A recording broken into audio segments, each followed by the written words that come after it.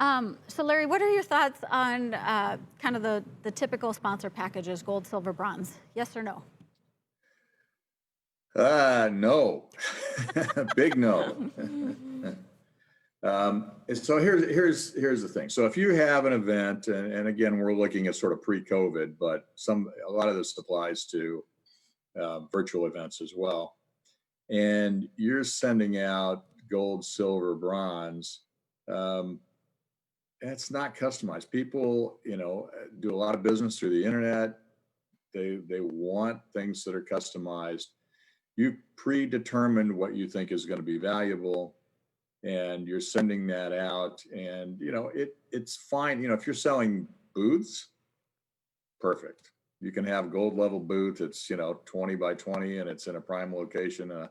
That's fine. But the sponsorship packages should be put together more based on almost like a cafeteria menu. You don't want to let people cherry pick, and you do want to have an idea of what your packages would look like. But I never share that information until I know that they're interested.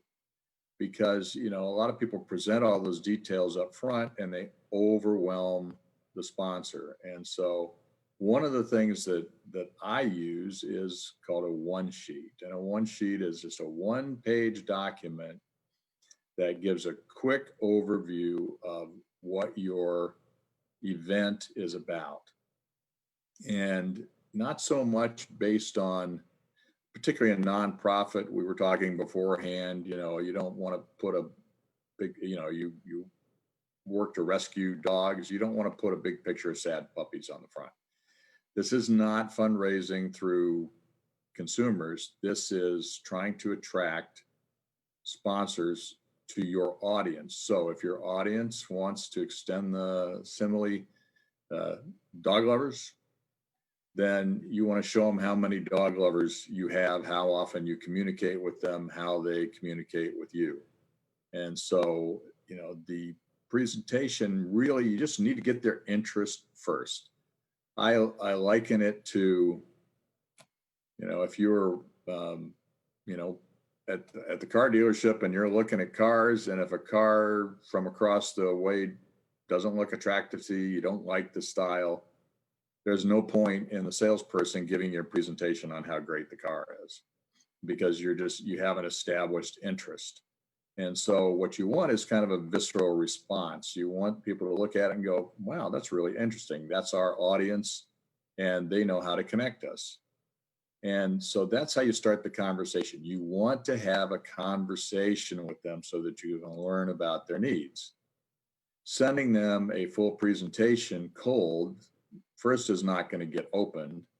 And second, it just doesn't have any respect for their time. Most sponsors are getting bombarded with hundreds and hundreds of these kinds of offers. And you have a big advantage if they want to know more. I like to say it'd be like expecting, if I sent a resume out for a job and expected somebody to call me back and say, Larry, we got your resume, you're hired. I mean, that never happens. They need to know more. So the first thing is get more interest, get them to talk to you, learn about their needs. Of course, you want to be prepared. You don't want to be starting from scratch. You want to know what your assets are. You want to have an idea of what you can do. But, the best thing to do is put them together in a cohesive package that's clearly right for them. And tip number one, if you come away with anything from this, don't put prices on your pitch deck, on your one sheet, on any of it. The price is irrelevant until you determine if they're interested.